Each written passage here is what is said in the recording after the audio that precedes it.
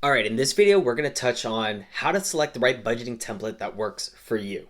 Hey, how's it going? My name is Nick, and on this channel, we talk about the tips and tactics to the topics that I wish that we had learned in school. In this case, how to select the right budgeting template for your situation. As always, we'll have timestamps listed below so that you can jump around to the parts of the video that you want to see the most. And as always, we'll have a link to a blog post that's going to have all of this detailed in a written format. If you find any of the information in today's video valuable, super appreciate a like, or feel free to subscribe so that you can stay up to date on any future videos that we launch. The fastest way to build your first budget is to actually use a template and modify it to become yours after that. Think of the process similar to like starting your first resume. You're going to grab a template and then start to modify and mold it to your specific scenario, experiences, needs, things like that. Now, if you go into Google and type in budgeting templates in the little search bar, you're going to get a list of different templates from different blogs that are going to suggest to use theirs. It's a little overwhelming at first, and so I thought that in this video, I will shortcut the three main categories. That's six. The three main categories that you're going to have to worry about finding the perfect one that works for you.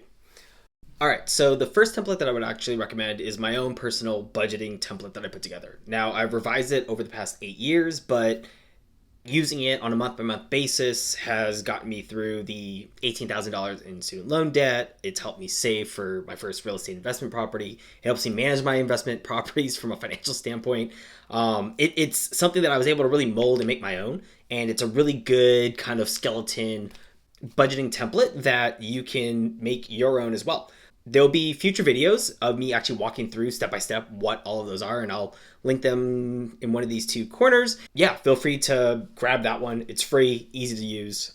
Second, going back to if you were to just type in budgeting templates online, there's going to be a bunch of personal finance blogs that will have their own templates. One of them that I personally found that was pretty good was actually one that was listed by The Balance. They have a budgeting template that seems to have all of the main pieces that you need to really focus on for the first one that doesn't seem too overwhelming or too complex right out of the gate. But again, there's hundreds of these, so find one that best fits for you.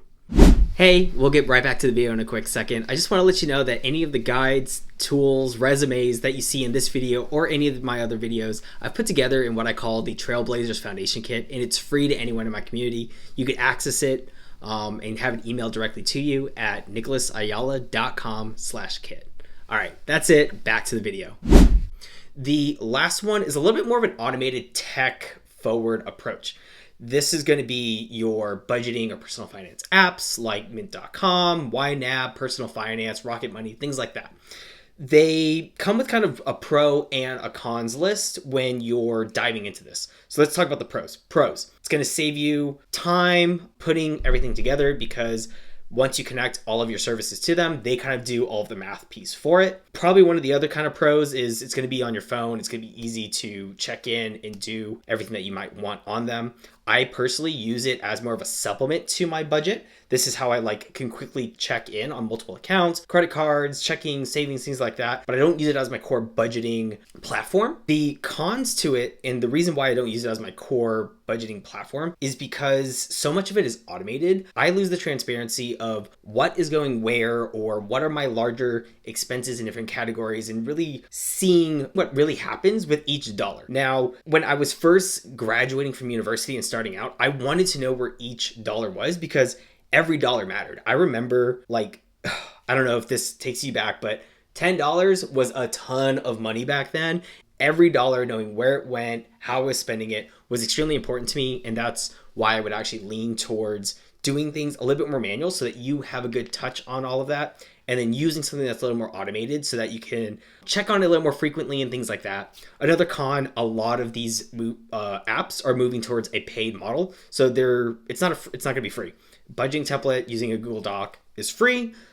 Some of these apps, there's going to be some kind of cost that might be associated to them to unlock either all of their features or a subset of their features. So keep that in mind as well. One bonus thing that I will mention in this part when you're selecting your budgeting template is also just becoming a little bit more familiar with how your pay stub looks from a post and pre-tax standpoint. Whatever budgeting template that you put in, you're going to need to know the difference between how much you're making, how much you're paying in taxes, and how much you're actually taking home. It's important to kind of know those differences because as you're budgeting things out, you want to be able to budget against what you're actually taking home, not what you're taking pre-tax standpoint. Okay, so in this video, we went through how to select a budgeting template, which again could be something more manual like a Google Sheet. It could be something like a template that you find online, or it could be something more automated through one of these personal finance apps.